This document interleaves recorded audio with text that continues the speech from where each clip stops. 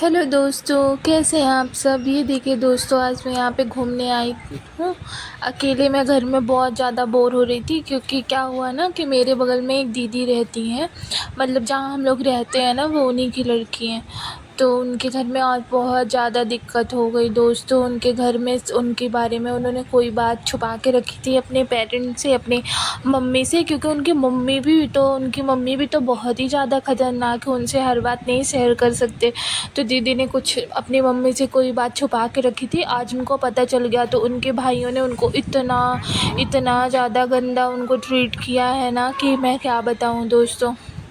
शायद कोई ये बहुत बड़ी बात ही होगी। वो बात तो मुझे भी नहीं पता कि क्या बात थी, पर शायद कोई बहुत ही बड़ी बात होगी तभी ऐसा किया है। अब उनको, दीदी को बोल रही थी वो आंटी कि वो यहाँ उनको रहने भी नहीं देंगे। उनको वो लोग गांव भिजवा रहे हैं। अभी तो उनको एक रूम में लॉक करके रखा उन लोगों ने। पता नहीं क्यों किसी की लाइफ को लोग इतना कंट्रोल करते हैं दोस्तों। क्या आप लोगों को भी लगता है कि ऐसा करना चाहिए?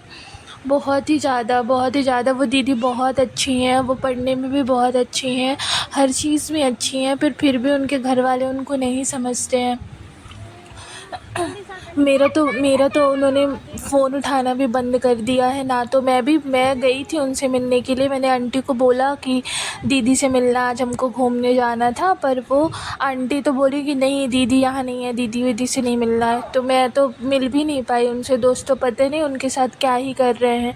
मैं तो यहाँ आई भी हूँ तो भी मेरा मन नहीं लग रहा है। मुझे तो लग रहा है कि दीदी के बेचारी के साथ क्या कर रहे होंगे उन लोग।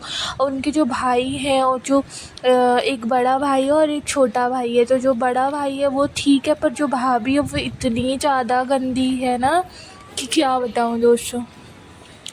वो तो दीदी को बिल्कुल पसंद नहीं करती है। और वो दीदी को, मतलब वो तो चाहती है कि दीदी बेचारी हमेशा दुखी रहे। इतना ज़्यादा वो दुखी है ना दीदी बेचारी। वैसे भी ना तो ज़्यादा बोलती है ना तो कुछ करती, इतनी शांत है ना वो। फिर भी हमेशा अच्छे लोगों के साथ ही ऐसा होता है।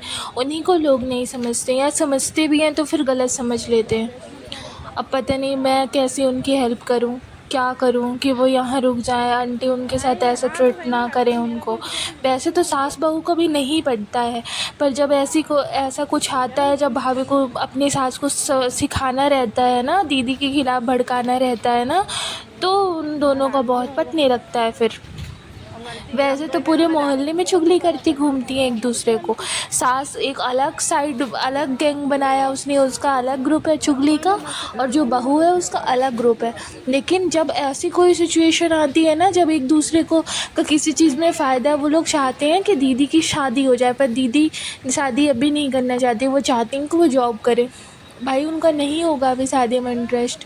तो वही कोई बात थी। अब मुझे तो बात तो नहीं पता एग्जैक्टली कि क्या थी क्या नहीं थी, पर फिर भी कोई तो बात बड़ी ही थी। जिस तरह से उन लोगों के घर में हंगामा मचा हुआ है, लेकिन जो भी हो, बात कुछ भी हो, नहीं पता मुझे कि क्या बात है, पर दीदी के साथ बहुत बुरा हो रहा है। बट प्लीज़ बताइए दोस्तों कि मैं कैसे हेल्प कर सकती हूँ।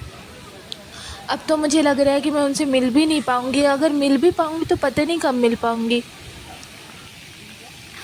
क्योंकि अब तो ऐसा लग रहा है अभी फ़िलहाल अंकल को नहीं पता है। पर जब अंकल को भी पता चलेगा तो पता नहीं वो भी कैसे रिएक्ट करेंगे। पर उनके दो दो भाई जो हैं, वो बड़े वाले भैया तो अच्छे भी हैं, पर जो उनका छोटा वाला भाई है वो बहुत ही ख़तरनाक है दोस्तों। अब पता नहीं क्या होगा दीदी के साथ।